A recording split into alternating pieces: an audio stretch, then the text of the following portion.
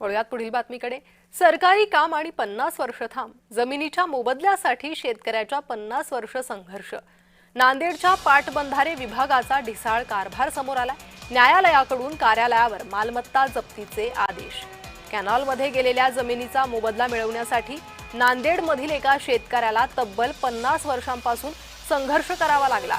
50 वर्ष लोटूनही पाटबंधारे विभागाने मोबदला न दिल्याने अखेर न्यायालयाच्या आदेशाने कार्यालयाची मालमत्ता जप्त करण्याची नामुष्की विभागावर आली।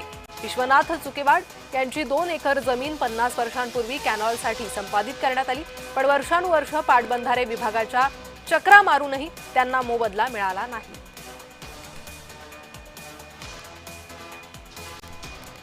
माझी जमीन भूसंपादन वाल्याने आज 50 वर्ष झालं घेऊन मला माझा निकाल लागून आज लॉकडाऊनच्या 2 वर्षांना अगोदर लागला। मला पैसे तुझं भांडणच आहे, तुझं असंच आहे म्हणून मला पैसे फिरिलेत। मी आलं तेव्हा म्हणा तुझ्याजवळ काय आहे म्हणा, मी म्हणा माझ्याजवळ समजच आहे। ज्या दिवशी कागद दाखिलं त्या दिवशी म्हणले तुझं आता वरी भांडण आहे म्हणून तुला पैसे भेटणार आहेत म्हणले। 50 वर्षापासून चक्रा मारायला एकलेच रोज येतात रोज जातात।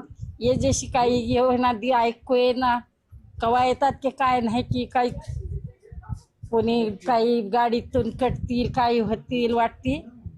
आता ये जेपर्यंत उगा वाट बघत बसाव, रोजच्या रोज चक्रा करतात।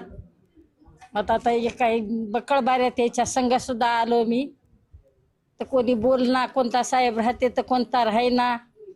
कोर्टाला खूप बाऱ्या आल्या, इथं खूप बाऱ्या आल्या।